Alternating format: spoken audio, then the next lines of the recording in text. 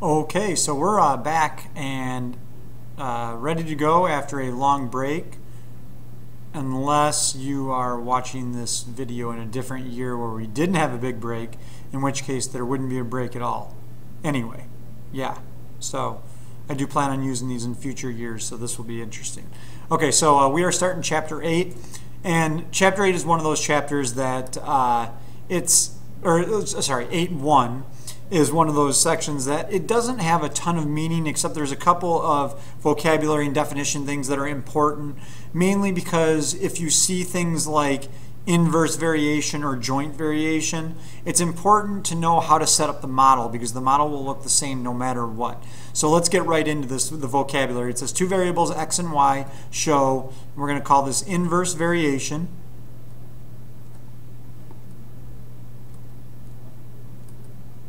If they are related as follows: y equals a over x. So you see x and y are inverse variation because one y equals and then we have an x on the bottom.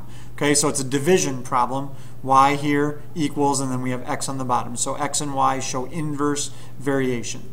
The non-zero a in the inverse variation equation is the constant of variation.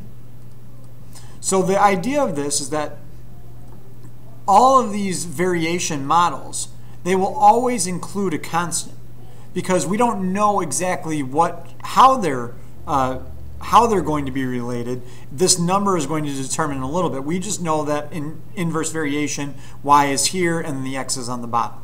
Okay, the other one that you will see today is called joint variation, and you're going to see that in a minute. But that is when you have a quantity that varies directly with the product of two or more other quantities. So to review, direct variation is when you just have y equals a times x. So that means that y and x are varying directly, and again, a is still going to be your constant of variation. So it's not always going to be y equals x. It could be y equals 10x. It could be y equals negative 5x. It could be all of those. That's what direct variation looks like, is a multiplication. So direct variation is like a multiplication of a constant x equals y, whereas inverse variation is going to be a constant divided by x will equal y. And then we'll talk about joint variation in a second. Okay, so let's go through an example of this. This is actually pretty straightforward. The idea of this is that the first part is, if we're going to show direct variation, inverse variation, or neither, we want to get everything into y equals first. So here we have y divided by 9 equals x. So we first want to rewrite it. So we're going to multiply 9 to both sides to get y equals 9x. And because it's y equals a constant times x, the type of variation we have here is direct. Okay, over here we're trying to get y by itself, divide by x on both sides, we get y equals 3 over x. Because it's a constant divided by x, this is what we call inverse variation. Okay, real quickly, I want you to go through and do these on your own. Once y is equal, then look at it and make sure that we understand it. Again, make sure that you notice that direct variation is only multiplication, no addition or any subtraction. So go ahead and hit pause, do those on your own, and then hit play when you're ready. Okay, so hopefully these made sense for you. This first one, y equals x plus 2. Because of this plus 2, it's neither. It's nothing. We have no variation there because of the plus 2. If it was just y equals x, then we would have direct variation. But because we have plus or minus anything at the end, we get neither. Over here, we solved for y first. We divided both sides by x. We got 5 over x, and that is an inverse variation. Okay, so that should be pretty straightforward. It is important for you to be able to identify which is which, because I want you to be able to go in reverse. If something tells you that it varies inversely, I want you to be able to set up what that model will look like, and that's why we start off with this up here. So moving on here, we have the variables x and y vary inversely. As soon as you see this sentence right there, the key is that you should write this down right away. That is what, when it tells you that they vary inversely, that is what is telling you your model equation is. General equation for inverse variation.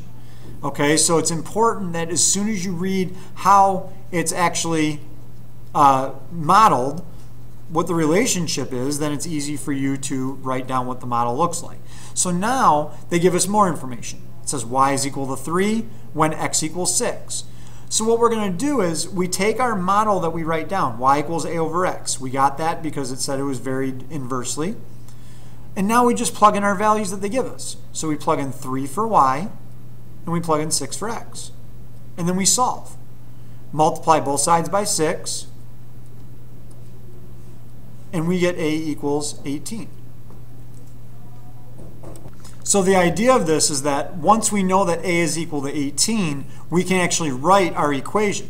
The inverse variation equation is y equals, and now that we know a is 18, we say 18 over x.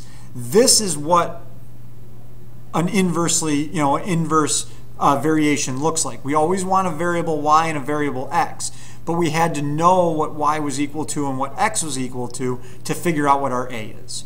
So now that we have y equals 18 over x, now we can solve the rest of the problem. Write an equation, we did that. Find y when x equals negative 9. So now we can just plug negative 9 in for x. So we get 18 over negative 9, which equals negative 2. So y is equal to negative 2. Okay, again, on the right, you have a problem that's very similar. Follow along on this model, and then we'll hit pause and then hit play when you're ready. Okay, so in this one, you should have been able to see that, first of all, they vary inversely, so we have y equals a over x, and then we plug in the values for y and x that they give us, solve for a, so we got 22. So therefore our equation is this, y equals 22 over x. Then we plug in the 8 that they gave us. This shouldn't be a 5, it should be an 8. The answer is right. So it should be 22 divided by 8 equals 2.75. Sorry for the technical difficulties there, but okay, so 22 divided by 8 equals 2.75. Okay, let's move on. Okay, so now what we're going to do is we're going to check, based on a table of values, we're going to check whether we actually have inverse variation.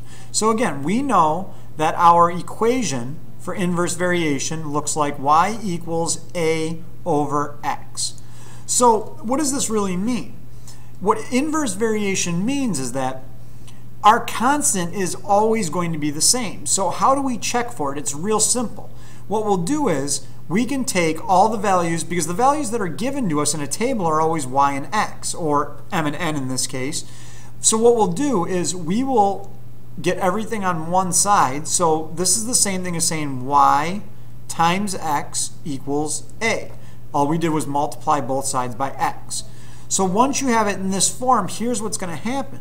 When you take your two values, y and x, and multiply them together, you should approximately get the same a every single time. So when you're checking whether m and n show inverse variation, what you're really doing is you're just multiplying these two values together to make sure you get the same number over and over again.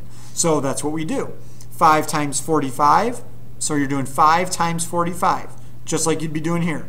Y times x is equal to 225, and you would go through and do that on all of these. And in this case, all of them are going to equal 225.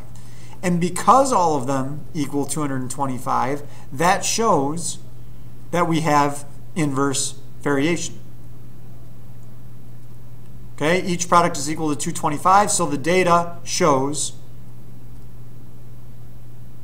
inverse variation. So now our model is real simple to come up with because we already know what a is going to be, because x times y, or m times n in this case, was equal to our a. So a model relating m and n is m times n equals 225, or n equals 225 over m, because this is really the correct way to write an inverse variation. So now when m is 45, we can just simply plug that in. So it'll be n equals 225 divided by 45, and we get an answer of 5. So our n is equal to 5 in this case. Okay, once again, you have a problem to do on your own. Spend a couple minutes to do that and hit play when you're ready. Okay, again, hopefully this was pretty straightforward. you multiply through each one of these, and you should have gotten 36 all the way down. That means we have n times m equals 36, so our a is 36. The only thing that I want to make sure that we understand here is when it says write a model that gives n as a function of m, make sure you understand this means that that is what is equal. N as a function of m. So that's like saying n equals f of m. Just like if it was y as a function of x, it would be y equals f of x. That's what that means. Okay, that's why y and f of x are always the same thing. F of x equals y. Okay, we've talked about that over and over again. We can talk about that more in class if that's confusing. But we need to understand which one will be on the outside and which one would be on the bottom. Okay, so let's talk about joint variation. It's very similar to direct variation, and it's pretty straightforward. Joint variation occurs when a quantity varies directly with the product of two or more other quantities.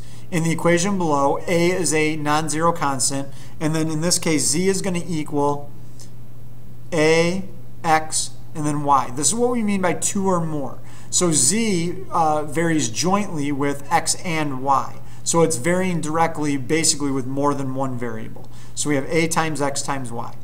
So what I want you guys to do on your own is I want you to go through this and I want you to solve for a on each one of them. So hit play when you're ready. Okay, so this first one, multiply x on both sides, you get a equals y times x. Second one, we want to solve for a, so we divide everything by x, y, r on both sides. So you have a equals z over x, y, r.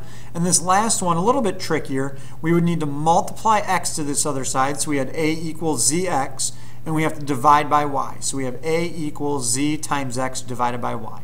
So again, that's just being able to solve for a. That is going to help you when you're actually trying to solve for a in these problems. So let's look at an example of using joint variation here.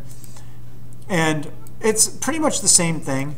What you're looking for is as soon as you see the variable z varies jointly with x and y, once you see that, you should be able to write this basic model. Z varies jointly with x and y. The a will always be there as your constant. So now they're giving us the three values that we need. So negative 84 is our z, negative 4 is our x, and y is our 3. So then we plug those in. So we have negative 84 equals...